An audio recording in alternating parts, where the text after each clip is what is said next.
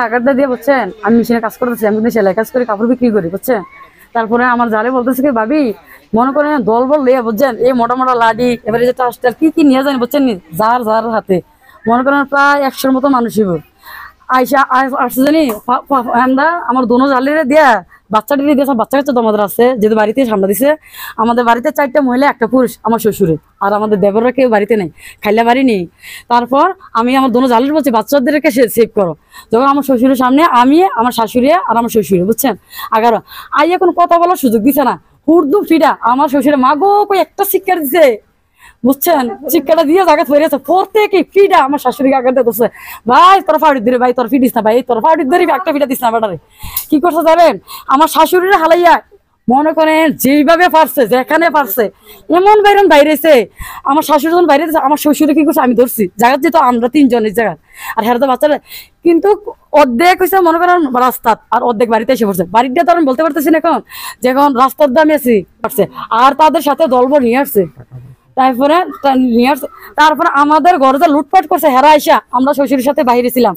আমার শ্বশুরে আমি ধরছি ভাই আর একটা ফিটা দেন না ভাই, শাশুড়ির ফিটা লাশ বানাইছে শ্বশুরের ফিটা কি করছে তোমার করে লিছে ছেলে গিয়া 10 বাইরে ভাঙছে ইয়ারি শুধু এখনো প্রমাণ আছে বাইঙ্গা আল্লাহ মাল্লা হালাইয়া এই ঘরে 3 মিনিট বাইঙ্গা হেয়ার আছে না বাচ্চারা একটা পেট্রোল লাথি দিছে, লাথি দিয়ে পরে আসছেন কিছু জানেন এই মহিলাটারে তোর জামাই তোর জামাই পাইছি না তোরে পাইছি তোর আজ পারছি কারণ হের কিন্তু জানো আউর ফারার মেয়েরও আউর ফারার কিন্তু বুঝিনি হের চিনছে নি তোর জামাই তোরে যে মারিলাম হোতাইয়া হালাইয়া মনে করেন কেউ মুড়াইছে কেউ হাবডা বাইরেছে শুধু মেয়েটার বাসাতে যাইয়া এরপর মেয়ের কাপড়গুলা জামাগুলো এখন আছে দেখাতে পারবো মনে করেন এই যে এইগুলা এইভাবে এইদি পুরো সিরালাইছে।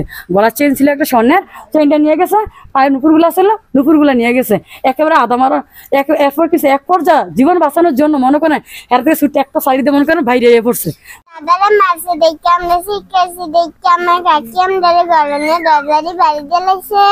কয়েকজন বুলাইয়া দরজারি দেখাইয়া ভাঙ্গা আমার লাঠি জ্বালাইছে আমার কাকি আমার বাসাইতে যাইয়া আমার কাকিরে বাইটা মারছে।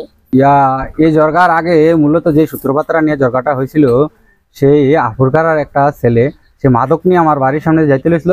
আমার ছোট ভাই তাকে বাধা দিছে, বাধা দেওয়ার পরে সে দলবল নিয়ে ওই দিনকালা আমার ভাইকে মারধর করছে। এই জিনিসটাকে সূত্রপাত করে আজকে আমার বাড়িতে হামলা, রাত্রে লুটপাট, টাকা পয়সা গয়না, বাচ্চা মারধর, মহিলা মারধর করছে, আমার বাবাকে মারধর করে এমন অবস্থা করছে দেবিদ্বার সরকারি হসপিটালে তাকে রাখে নাই, ঢাকা হৃদরোগ মহাখালী হসপিটালে তাকে হস্তান্তর করা হয়। তো আমার সর্বশেষ কথা এটাই যে আমি এটার উচিত বিচার চাই যে আমাদের ফ্যামিলিতে যে তারা যে হামলা চালাইছে পরিকল্পিতভাবে, হ্যাঁ তারা এটার আমি বিচার চাই। প্রথম আমার দাদাকে মারতে ছিল আমি ঘরে গিয়ে লুকাইছিলাম, আরে দরজা মজা বাড়ি দিয়ে এই সঙ্গে 4-5 জন ছেলে ফেলে এসে দরজা বাইরে বেরি করতেছে, কয় দরজা খুল। আমি দরজা খুলছি আর কিনা তারা কিনা লোক হলো কিনা আমার কলমে রান্দাও ধরছে, বলে যে তোর কাকা কই, আমি কই কাকা নাই। তারপরে কয় ভালো করে সত্যি কথা বল, তো ফুল দিলাম। আমি বলি কি আমি জানি না। কয় তোর আলমারি ছাবি দে, আমি কই জানি না। কই খুব কিন্তু দিলাম। এরপরে আমি দিছি, দেওয়ার পরে আমার একজনে কিনা আর রান্দা ধরে রাখছে গলাত আর অন্যরা কিনা লুটপাট করছে। এই